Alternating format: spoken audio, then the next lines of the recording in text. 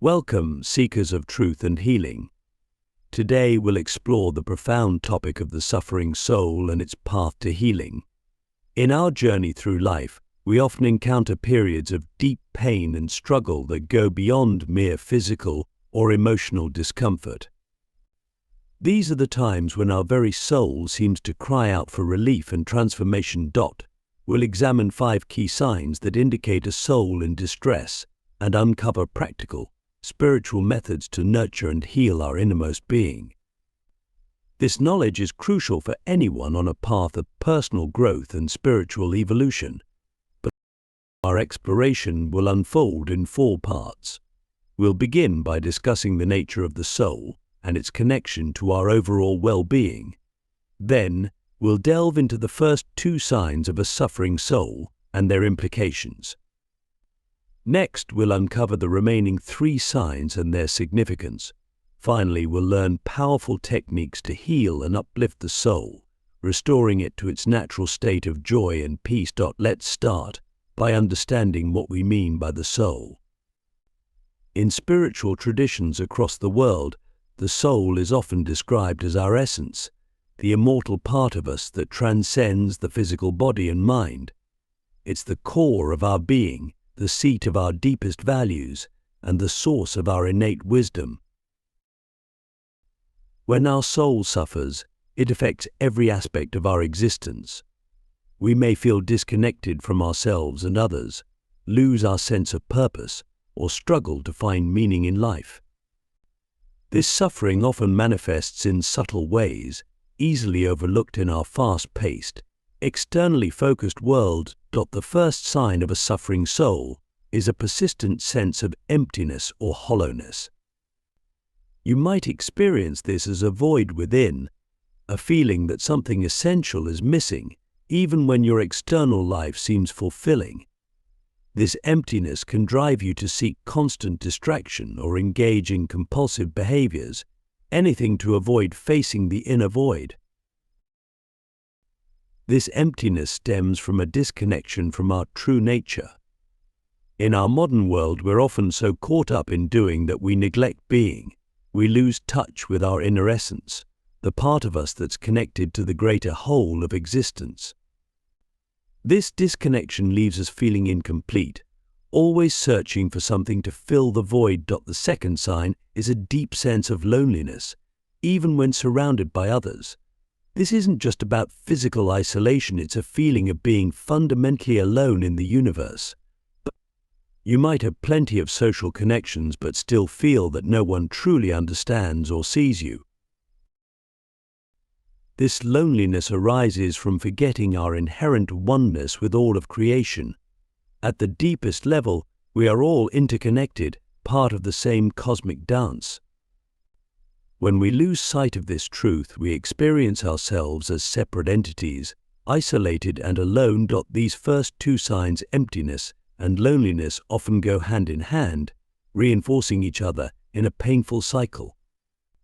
The emptiness drives us to seek connection, but our sense of fundamental aloneness makes true connection feel impossible.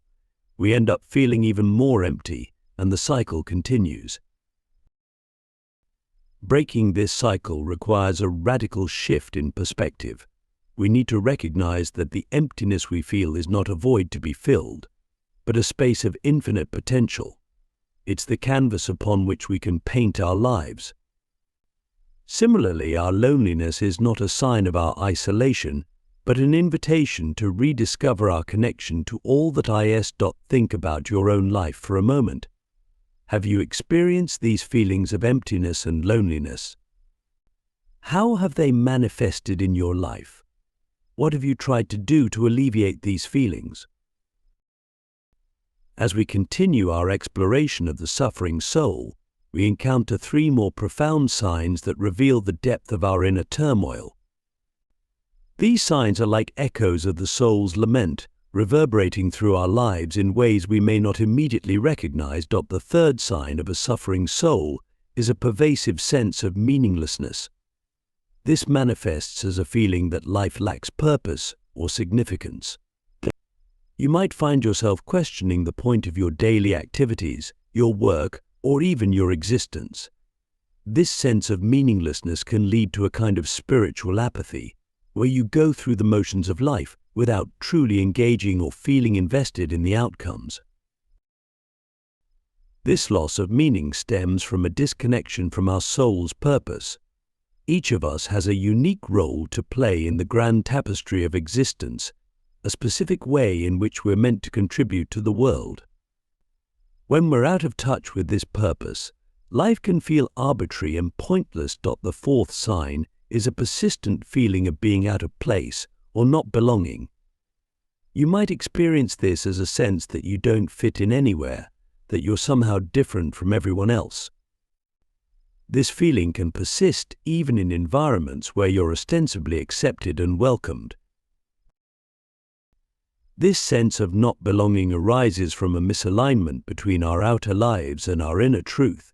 When we're living in ways that don't honor our soul's authentic nature, we feel like imposters in our own lives.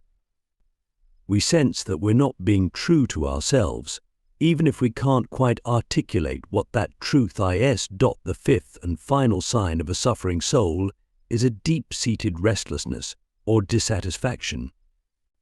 This manifests as a constant feeling that something needs to change, although you may not know what that something is. You might find yourself constantly seeking new experiences, relationships, or achievements, always hoping that the next thing will finally bring contentment.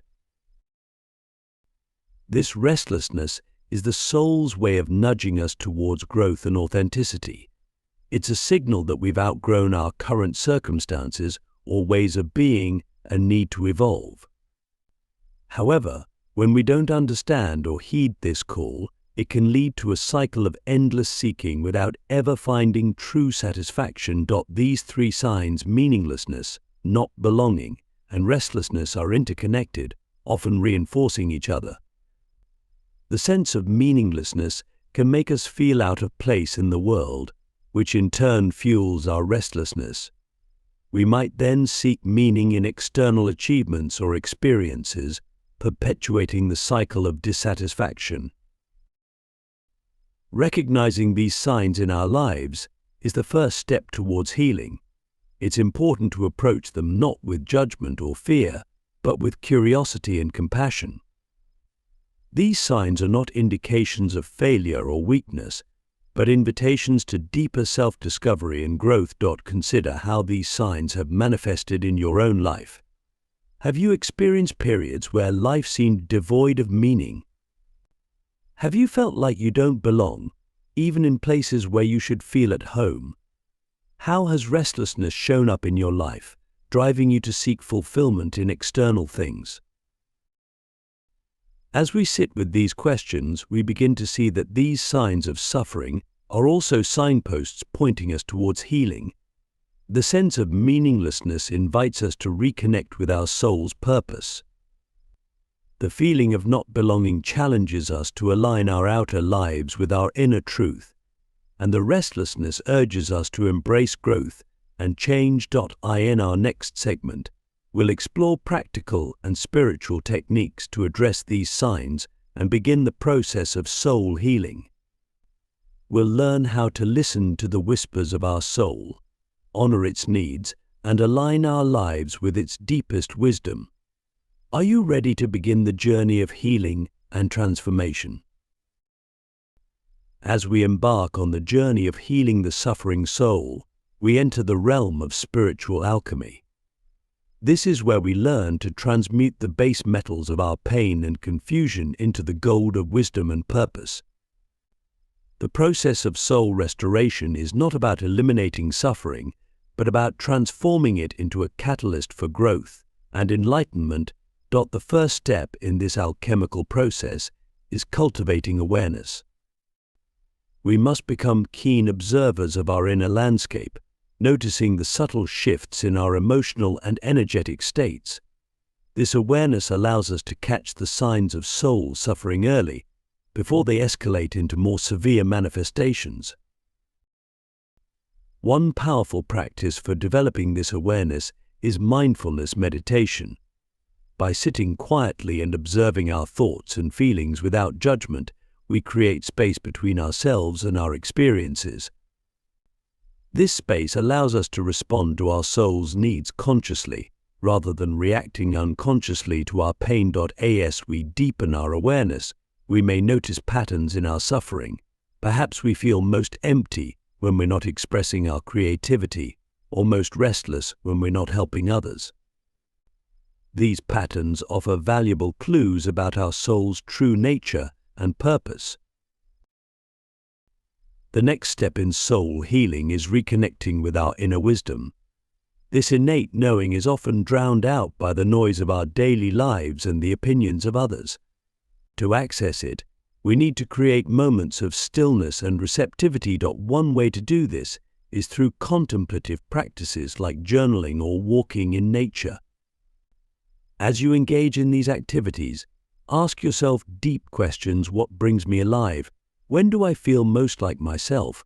What would I do if I knew I couldn't fail? Listen for the quiet voice of your soul in the answers that arise. Another powerful technique for soul healing is practicing radical self-acceptance. Many of us carry deep-seated beliefs that we're fundamentally flawed or unworthy. These beliefs create a rift between our conscious self and our soul, causing much of the suffering we've discussed. To heal this rift, we must learn to embrace all aspects of ourselves, including the parts we've labeled as undesirable. This doesn't mean condoning harmful behaviors, but rather acknowledging that even our flaws and struggles are part of our unique journey. Try this. Stand in front of a mirror and look into your own eyes. Say to yourself, "I accept you fully, exactly as you are." Notice any resistance that arises and breathe into it with compassion. Repeat this practice daily, allowing the feeling of self-acceptance to deepen over time. As we cultivate awareness, reconnect with our inner wisdom, and practice self-acceptance, we create a foundation for aligning our lives with our soul's purpose. This alignment is key to addressing the feelings of meaninglessness and not belonging that often accompany soul suffering. To discover and live your purpose, pay attention to what brings you joy and a sense of flow. What activities make you lose track of time? What causes stir your passion? These are often signposts pointing towards your soul's calling. Remember, your purpose doesn't have to be grand or world-changing.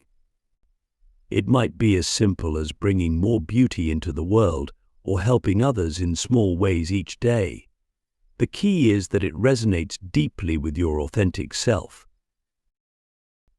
As you begin to live more in alignment with your soul's purpose, you may notice the restlessness we discussed earlier beginning to subside.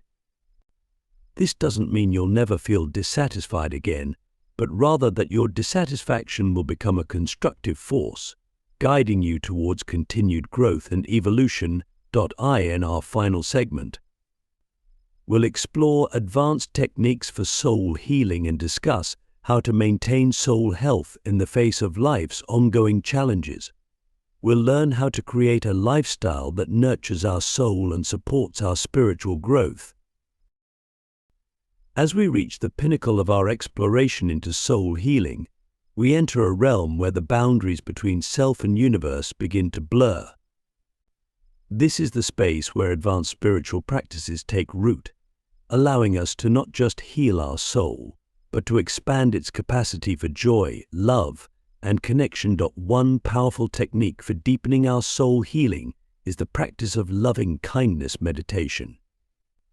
This involves directing feelings of love and compassion first towards ourselves, then to our loved ones, and gradually expanding to include all beings.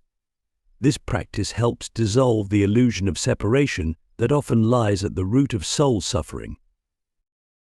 Begin by sitting comfortably and focusing on your breath.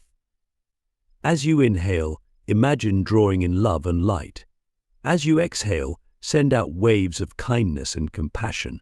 Start with yourself, then extend to others, until you feel a sense of connection with all of existence. Another advanced practice is that of surrender. This doesn't mean giving up or becoming passive, but rather releasing our ego's need to control every aspect of our lives. When we surrender, we open ourselves to the wisdom and guidance of the universe. Try this when faced with a challenge or decision. Take a moment to say, "I surrender this to the highest good."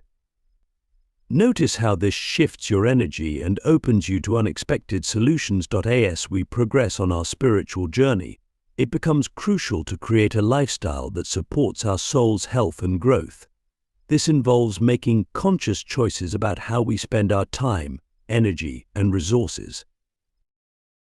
Consider implementing a daily spiritual practice, whether it's meditation, prayer, or simply spending time in nature.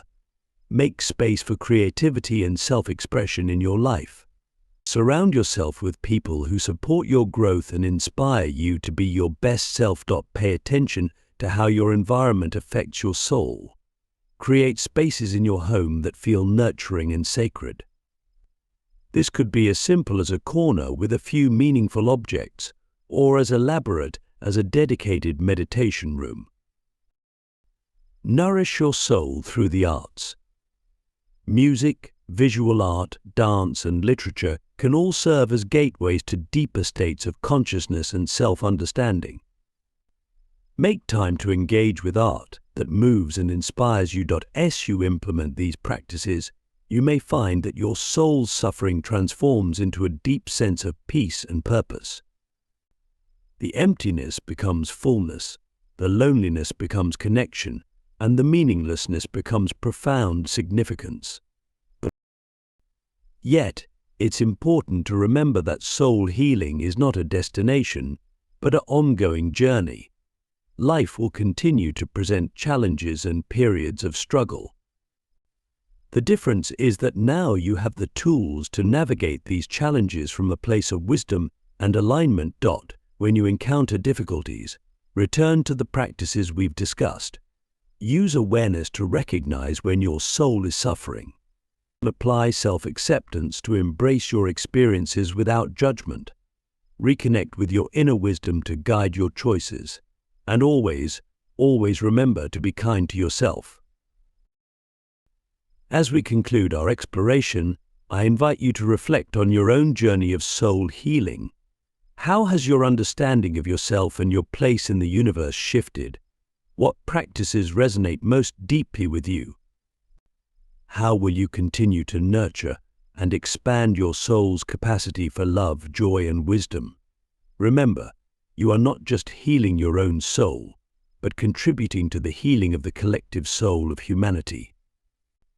As you awaken to your true nature, you become a beacon of light for others. Your journey of soul healing is a gift not just to yourself, but to the entire world. May your soul always sing in harmony with the grand symphony of the universe. May you find peace, purpose, and profound joy on your ongoing journey of spiritual growth and self-discovery.